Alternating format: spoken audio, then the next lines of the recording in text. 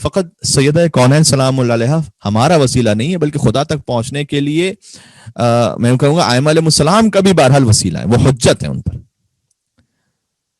لہذا صاحب العصر امام زمانہ عجل اللہ تعالی فرجہ الشریف ارشاد فرماتے ہیں وفی ابنت رسول اللہ صلی اللہ علیہ وآلہ وسلم لی اسوۃ حسنہ، میرے لیے اسوہ حسنہ ہے بنت رسول فاطمہ زہرا سلام اللہ علیہا کی ہستی، یعنی وہ امام زمان علیہ السلام پر بھی حجت ہے. اور یہ روایت بہار الانوار میں ہے، جلد نمبر 53 صفحہ نمبر 180 پر. بعد میں ریکارڈنگ تو موجود رہے گی، آپ دیکھ سکتے ہیں اس روایت کے ریفرنسز کو.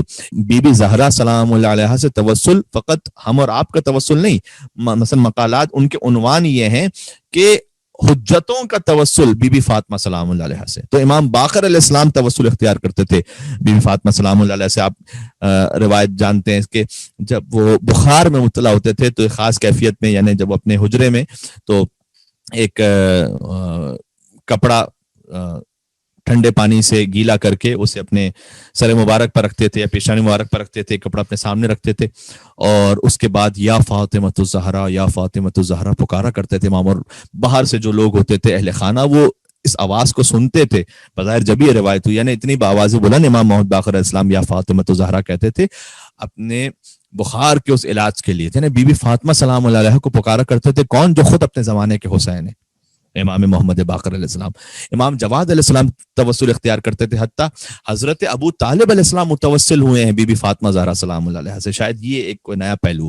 حضرت ابو طالب علیہ السلام متوسل ہوئے ہیں بی بی فاطمہ زہرا سلام اللہ علیہ سے اپنی حاجت کی تکمیل کے لیے.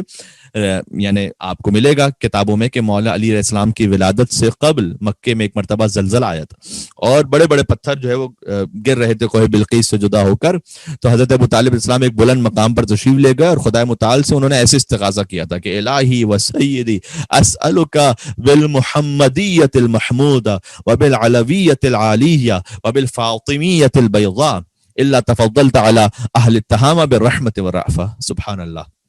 یہ حضرت ابو طالب علیہ السلام کا کلام ہے. مجھے تکرار کی اس لیے ضرورت نہیں ہے کہ ریکارڈ ہو رہی ہے اسپیچ، تو آپ بعد میں سے نوٹ کر سکتے ہیں کہ اے پروردگار تجھے مصطفیٰ صلی اللہ علیہ وآلہ وسلم کی محمدیت کا واسطہ ہے، صلی اللہ علیہ وآلہ وسلم. اور اے پروردگار تجھے مرتضیٰ کی علویت کا واسطہ ہے. بہت ہی لطیف یہ تعبیر ہے کہ بالمحمدیت المحمودہ وبالعلویت العالیہ وبالفاطمیت البیضاء یا بالعلویت العالیہ وبالفاطمیت البیضاء، کہ مرتضیٰ کی علویت کا واسطہ ہے اور فاطمہ زہرا سلام اللہ علیہ کی نورانیت کا پروردگار تجھے واسطہ ہے کہ رحم فرما مکے والوں پر. اور پھر وہ زلزلہ رک گیا تھا. تو یہاں پر حضرت ابو طالب نے توسل کیا ہے سرکار ختمی مرتبہ صلی اللہ علیہ وآلہ وسلم سے، مولا علی مرتضیٰ علیہ السلام سے اور بی بی فاطمہ سلام اللہ علیہ سے. تو اس روایت کو پڑھا جا سکتا ہے کہ توسل از سیدہ کونین سلام اللہ علیہ. اس طرح سے حضرت زکریا کبھی ایک بیان ہے کہ مثلا بی بی فاطمہ سلام اللہ علیہ سے انہوں نے وسیلہ پیش کیا تھا خدا کی بارگاہ میں. حضرت آدم اور حضرت نوح علیہ السلام کی حاجات پوری ہوئی تھی بی بی کے وسیلے سے. اللہ اکبر. ایک روایت بیان کی ہے شاہزان بن جبریل قمی نے اپنی کتاب الفضائل میں، صفحہ نمبر 79 سے 82 تک آپ کو روایت ملے گی. خبر و مفاخرت علی ابن ابی طالب و فاطمہ الزہرا سلام اللہ علیہما، اس باب میں کہ مفاخرہ امیر المومنین اور سیدہ کونین سلام اللہ علیہما کے درمیان. اور اس بات کو اس لیے عرض کر رہا ہوں تذکراً، آپ یقیناً اس مفاخرے کے بارے میں علم رکھتے ہوں گے، لیکن ایام فاطمیہ میں پڑھنے کے لیے ایک اچھا ایک مجلس کا پورا موضوع بن سکتا ہے. تو اس میں تحریر فرماتے ہیں. تو آج کے تک موضوع سے متصل جو حصہ ہے وہ پڑھنا چاہتے ہیں کہ پھر سیدہ زہرا سلام اللہ علیہ سے توسل. تو اس روایت میں ہے کہ پھر مولا علی نے بی بی سے مخاطب ہوتے فرمایا کہ انا بی تاب اللہ علی آدم فی خطیتی. بہت اہم ہے. میں وہ ہوں کہ جس کے ذریعے سے آدم علیہ السلام نے اپنی خطا کے لیے توبہ کی تھی. انا بی تاب اللہ علی آدم فی خطیتی، کہ اللہ تعالیٰ نے معاف کیا تھا، توبہ قبول کی تھی آدم علیہ السلام کی خطا پر میرے ذریعے سے. یہ مولا علی کہہ رہے ہیں. تو مولا علی توسل ہوگا یا نہیں ہوگا؟ حضرت آدم کا توسل جو آج بات تسلسل میں آ رہی تھی کہ بی بی زہرا سلام اللہ علیہ فقط ہمارے لیے وسیلہ نہیں ہے، ہم خاکی و خاتی انسان ہو تو کائنات کے لیے وسیلہ ہے، حتیٰ یہ کہ حجتوں کے لیے. آدم علیہ السلام حجت ہے، نبی اللہ ہے، خلیفۃ اللہ ہے، صفی اللہ ہے. تو بی بی نے اس وقت کیا جواب دیا؟ مولا علی مفاخرہ ہو رہا ہے نا، تو مفاخرے میں مولا علی علیہ السلام کہتے ہیں کہ میں وہ ہوں کہ جن کے ذریعے سے آدم علیہ السلام کی توبہ قبول کی تھی اللہ نے. اور بی بی نے جواب دیا کہ وہ انا بھی قبل اللہ توبتہ، میں وہ ہوں کہ اللہ اکبر، کہ یعنی مولا علی علیہ السلام نے یہ کہا تھا کہ آدم علیہ السلام نے توبہ کی میرے ذریعے سے، اور پھر بی بی نے جواب یہ دیا کہ میں ہوں جن کے وسیلے سے آدم کی توبہ قبول ہوئی تھی. یعنی بی بی یہ کہنا چاہ رہی تھی مولا علی علیہ السلام سے کہ آدم نے فقط آپ کا وسیلہ اختیار نہیں کیا تھا، ساتھ میں میرا بھی وسیلہ اختیار کیا تھا. تو آدم ابو البشر کی توبہ قبولیت ان کا وسیلہ بھی بنت رسول فاطمہ زہرا سلام اللہ علیہا ہے. تو خود بخود اس روایت سے سمجھ میں آتا ہے کہ بی بی وسیلہ ہیں انبیاء علیہ السلام کے لیے. پھر مولا نے ارشاد فرمایا انا کا سفینۃ نوح من رکبہا نجا، میں نوح کے سفینے کی طرح ہوں. مولا کہہ رہے ہیں مکالمے میں جو مجھ تک آ گیا وہ نجات پا گیا. اور بی بی فاطمہ سلام علیہ جواب دیتی ہے انا اشارکک فی الدعوہ، کہ میں بھی اس دعوے میں آپ کے ساتھ شریک ہوں. یعنی آپ اگر سفینہ نجات ہیں تو میں بھی سفینہ نجات ہوں. نوح کے سفینے کی طرح میری بھی مثال ہے. تو اب یہاں نوح علیہ السلام کی مثال آ گئی. پھر مولا نے کہا انا طوفان ہوں، میں طوفان نوح ہوں، نوح کا طوفان. وہ بی بی نے کہا وہ انا سورت ہوں، یہ بہت لطیف ہے. بی بی نے کہا کہ میں طوفان نوح کا بند ہوں. اللہ اکبر. اب اس کے کیا حقیقی مطالب ہیں، یا تو یہ کوئی بہت جید عالم دین ہو جو اس بارے میں کوئی بات کر سکے، میں تو لب کشائی نہیں کرنا چاہتا. خود بی بی سے توسل کے اور کچھ واقعات ایسے ہیں کہ جو بڑے ایموشنل ہیں، وہ علماء کرام کے واقعات ہیں. وہ میں نے اس وقت نہیں پڑھے آپ کی خدمت میں. آغا نجفی یزدی نے اپنی کتاب المناقب میں ایک واقعے کو لکھا ہے کہ دو بھائی تھے اور اس میں سے ایک گناہ گار تھا، ایک متقی پرہیزگار تھا. دونوں امام رضا علیہ السلام کی زیارت پر جا رہے تھے اور راستے میں رکے. تو جو گناہ گار تھا بھائی اتنا اچھا کردار کا نہیں تھا، اس کی طبیعت خراب ہو گئی، اس کا انتقال ہو گیا. اور اس کے بعد اس کے دوسرے بھائی نے سوچا کہ میں اسے حرم میں یا مشہد میں کم از کم لے جا کر دفن کر دوں. اور وہاں اس نے غسل و کفن دیا. جب وہ وہاں پر پہنچا اور ایک زری کا طواف اس نے کروایا، جیسے کہ مرحومین کو طواف زری کا کروایا جاتا ہے، اس کے بعد دفن کر دیا اسے.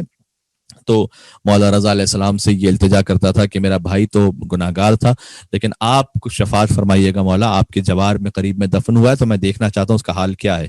آغا نجفی یزدی لکھتے ہیں کہ اس شخص نے بیان کیا کہ میں نے خواب میں دیکھا. خواب ویسے حجت نہیں ہوتے، لیکن اگر خواب قرآن اور احادیث کی روشنی ہی میں کسی بات کو بیان کر رہا ہو تو ایک تائید ضرور ملتی ہے اس سے، تو اس کو بیان کرنے میں سانسے کوئی حرج نہیں ہے.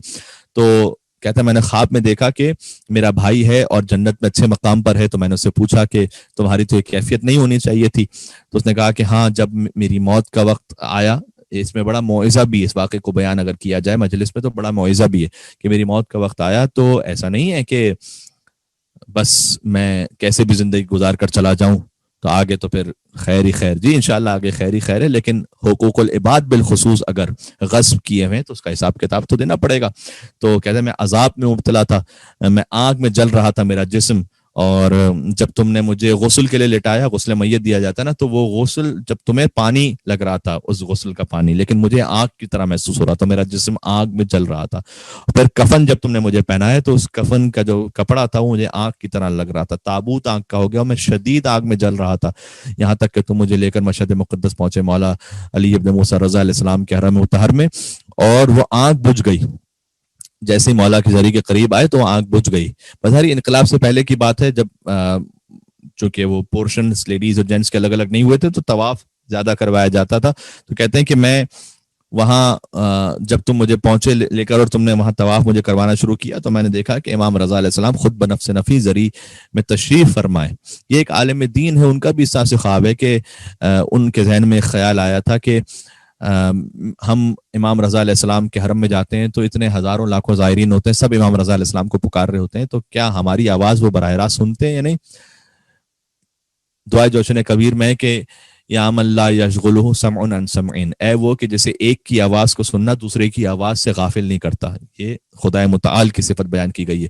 وہ واجب الوجود ہے، ممکن الوجود میں ہوتے ہوئے تمام صفات کا مظہر ہے ائمہ علیہ السلام، خدا کی صفات کا مظہر. تو جیسے خدا کو ایک کا پکارنا دوسرے کی آواز سے غافل نہیں کرتا، ویسے ائمہ علیہ السلام کے لیے بھی ہے. تو اس نے کہتا ہے کہ میرے ذہن میں جب یہ خیال آیا تو میں نے دیکھا، کیونکہ میں خواب بیان کر رہا تھا، کہتا ہے میں عالم خواب میں دیکھا کہ امام رضا علیہ السلام کے حرم میں ہزاروں لاکھوں زائرین ہیں اور ہر ایک کے سامنے بنفس نفیس امام رضا علیہ السلام تشریف فرمائے. یعنی میں کیا عرض کرنا چاہ رہا ہوں، یعنی امام رضا علیہ السلام ہر ایک کے سامنے بنفس نفیس ایسا ہے کہ جیسے وہ خود براہ راست امام رضا علیہ السلام سے بات کر رہا ہے وہ شخص خود. تو یعنی اتنا ائمہ علیہ السلام کے حرم میں جب ہم جاتے ہیں تو ائمہ علیہ السلام سے ہم ایسے کلام کر رہے ہوتے ہیں کہ بس میں ہوں فقط اور کوئی نہیں ہے. جو ایک حدیث قدسی کا بھی اس طرح سے بظاہر بیان ہے کہ اللہ تعالیٰ نے کہا کہ اے بندے جب تو میری عبادت کرتا ہے تو ایسا محسوس ہوتا ہے کہ جیسے جنا تیرے بہت سے رب ہیں نعوذ باللہ. یعنی تو میرے بارے میں خیال کرتا ہے پھر کبھی کہیں اور ذہن نکل جاتا ہے، کبھی کوئی اور سوچنے لگتا ہے. تو اگر جب تو میرے بارے میں جب عبادت کرتا ہے تو ایسا لگتا ہے کہ ایسے عبادت کر رہا ہے جیسے بہت سارے رب ہیں، اور جب تو مجھے پکارتا ہے تو میں تجھے ایسے سنتا ہوں کہ جیسے تیرے علاوہ میرا کوئی اور بندہ ہی نہیں. سبحان اللہ. ہونا برعکس چاہیے. خدا کے علاوہ ہمارا کوئی رب نہیں ہے اور خدا کے ہمارے علاوہ لاکھوں اربوں کروڑوں بندے ہیں، لیکن خدا ہماری ایسے سنتا ہے کہ جیسے ہمارے علاوہ خدا کو اور بندہ ہے ہی نہیں، ایسے سنتا ہے خدا. تو ائمہ علیہ السلام بھی مظہر صفات خدا بندی ہے. تو غور کیجئے گا. تو کہتے ہیں کہ میں نے دیکھا اس بھائی کا میں واقعہ جو پڑھا تھا کہ امام رضا علیہ السلام کے حرم مطہر میں میں نے دیکھا مولا رضا علیہ السلام موجود ہیں اور ایک بہت بزرگ ہستی بھی وہاں پر ہے. تو اس بزرگ نے مجھ سے کہا کہ جو تو عذاب میں تھا، تو آگ میں جل رہا تھا، یہ عذاب ابھی تیرا ختم نہیں ہوا ہے پورا، اس لیے کہ ابھی تو وہ حساب کتاب پورا ہونا باقی ہے، اور یہ فقط مولا رضا علیہ السلام کے وجود بابرکت کا صدقہ ہے کہ یہ آگ تو اس سے ختم ہو گئی ہے، اب جب تو باہر جائے گا یہ عذاب پھر شروع ہو جائے گا. تو میں نے اس سے پوچھا، اسی تابوت سے میں نے اس سے پوچھا کہ میں کیا کروں کہ میں اس عذاب کی تکلیف میں پھر نہیں جانا چاہتا. اس نے کہا کہ امام رضا علیہ السلام کو پکارو. تو کہتے ہیں میں نے امام رضا علیہ السلام کو پکارا، یا غریب الغرباء کہا ہوگا، یا معین الضعفاء کہا ہوگا. اب روایت میں جو چیز نہیں ہوتی وہ ہم اسے اپنے تخیل میں وہ بیان کر سکتے ہیں کہ جس کی واقعیت میں گنجائش موجود ہے. یا غریب الغرباء، یا معین الضعفاء، ایسے ہی پکارتے ہیں امام رضا علیہ السلام کو. تو بظاہر شاید ایسے ہی پکارا اس نے.